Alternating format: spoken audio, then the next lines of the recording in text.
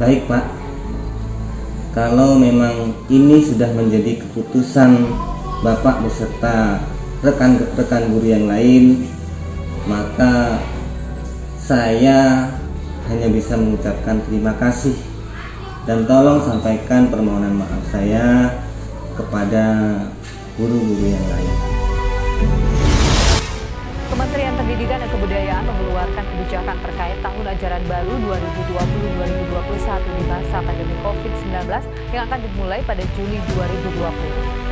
Dalam jumpa pers secara daring, Mendikbud Nadiem Makarim menyatakan pembelajaran tatap muka hanya diperbolehkan di zona hijau COVID-19 yang menurut data Kemendikbud hanya 6% dari populasi peserta didik di Indonesia.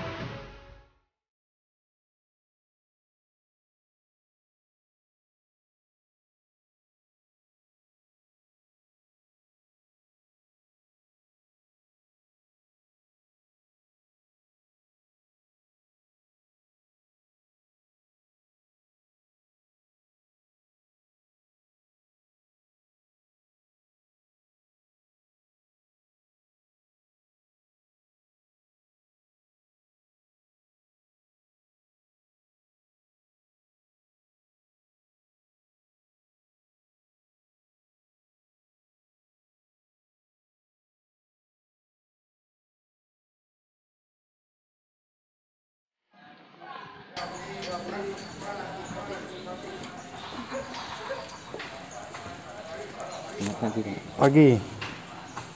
Jadi ini saya ingin bicara empat mata sama Bapak. Bisa? Iya, bisa. Yuk kita sambil jalan.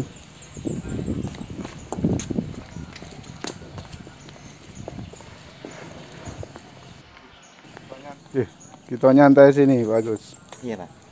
Duduk.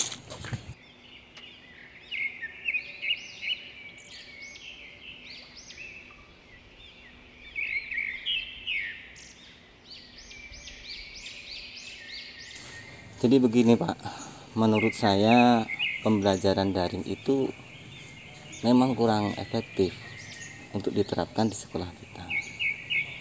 Bagaimana kalau kita cari alternatif lain untuk pembelajaran di sekolah kita ini selain daring Pak? Ini Pak Agus ya, selama pandemi corona ini kita belum bisa tatap muka. Dikarenakan kita ini masih zona merah.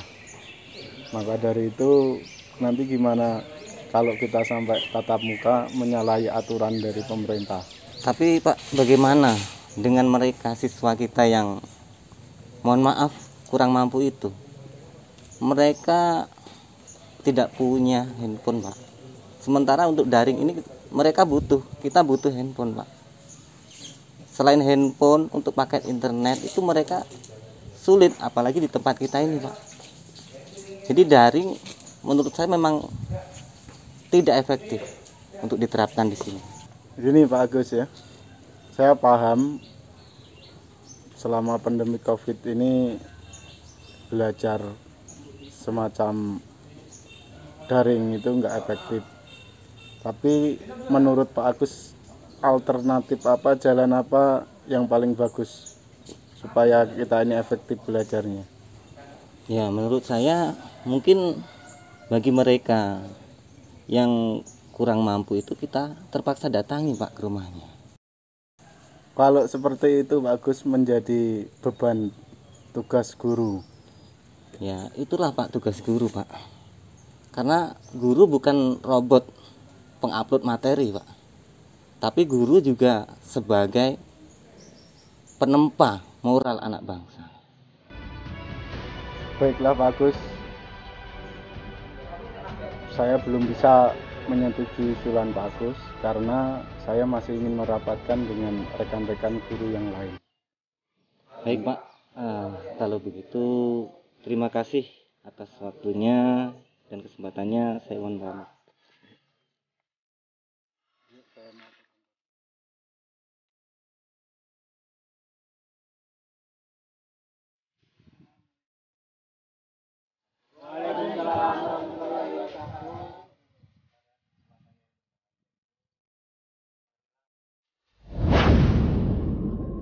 Saat ini, semua pembelajaran dilakukan secara jarak jauh. Ya, dengan mengandalkan ponsel, sinyal, dan kuota, kami dapat berkomunikasi dengan para siswa, memberi materi, memberi tugas, mengumpulkan tugas, dan sebagainya. Terjadi banyak masalah ketika pembelajaran jarak jauh. Salah satu yang sangat penting adalah ketika beberapa anak didik kami yang tidak memiliki ponsel dan juga jangkauan sinyal yang sangat minim, sehingga mereka tidak bisa untuk mengikuti pembelajaran jarak jauh.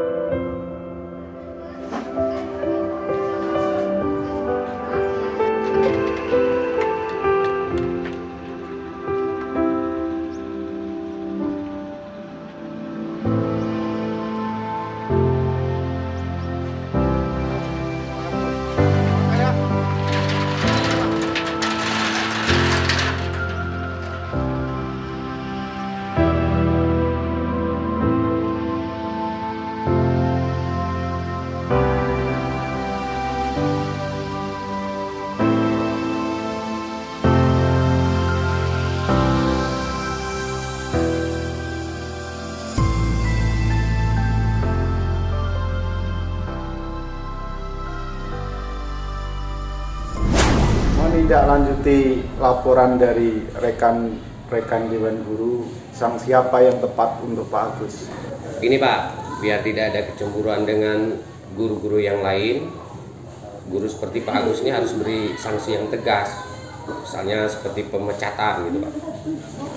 Kalau menurut Ibu Wakil Kurikulum, sanksi apa yang tepat untuk Pak Agus? Gini Pak, kalau menurut saya, selama ini kan kinerja Pak Agus itu bagus Pak. Ya kita kan nggak tahu apa sebabnya dia seperti ini, sekarang ini sering telat. Harus kita tanya dulu Pak, jangan langsung dikasih sanksi. Takutnya gini Pak, tapi mungkin bisa jadi akan muncul agus-agus yang lain yang seperti itu kalau tidak diberi sanksi yang tegas. Ya kasih ini dulu lah Pak, kita panggil dulu, kita tanya dulu. Jangan langsung kita kasih sanksi. Menurut saya seperti itu Pak.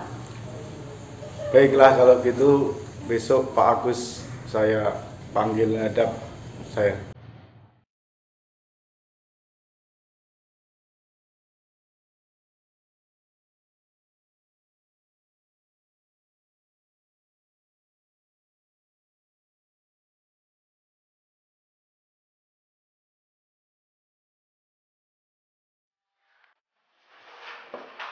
Ya, silakan masuk.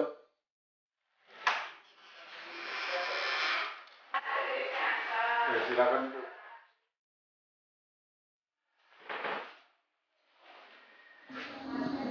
Ada apa Pak, saya dipanggil? Begini Pak Agus, melihat kinerja Pak Agus selama ini, belakangan ini yang sering terlambat masuk belajar kelas, dengan berat hati saya sebagai kepala sekolah meminta kepada Pak Agus untuk membuat surat pengunduran diri. Apakah keputusan yang Bapak ambil memang sudah bulat Pak? Maaf Pak Agus ya,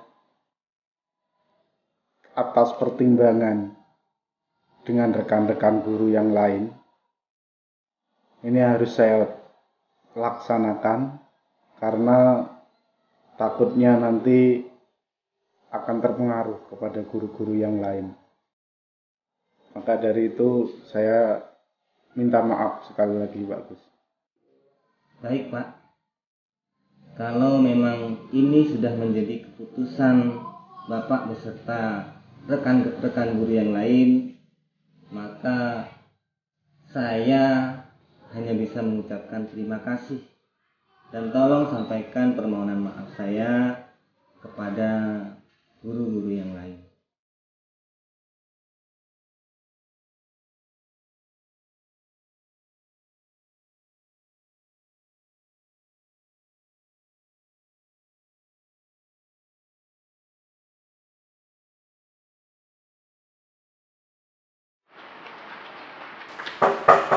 Assalamualaikum Pak. Waalaikumsalam. Masuk. Yuk, silakan duduk. Ya. Maaf Pak, saya mau nanya Pak Agus, apa Pak Agus ada hari ini? Maaf Pak, ada perihal apa Pak sehingga Bapak nyari Pak Agus? Gini Pak, selama ini Pak Agus setiap pagi rutin mengajarkan anak-anak di rumah kami Pak. Dan sudah beberapa hari ini Pak Agus tidak masuk mengajarkan anak kami. Berkat beliau, anak-anak kami yang kurang mampu ini mampu belajar dengan baik Pak. Maaf sebelumnya Pak, Pak Agus sudah tidak mengajar di sekolahan ini lagi. Maksudnya Pak Agus dikeluarkan? Sayang sekali Pak, selama ini Pak Agus mengajarkan anak-anak kami yang di rumah dengan hati yang ikhlas, dengan sabar. Bahkan hampir pagi-pagi sekali Pak Agus datang ke rumah kami, sehingga termasuk anak saya sendiri Pak. Pak Agus orang baik Pak, mengajarkan anak kami dengan ikhlas, dengan lapang dada, dengan kelembutannya, sehingga anak-anak kami bisa belajar bersama di rumah, termasuk anak-anak tetangga yang di sebelah rumah, dengan pelajaran yang sangat memberi kami suri teladan, ataupun cara pembelajarannya membuat anak-anak kami semangat dalam belajar.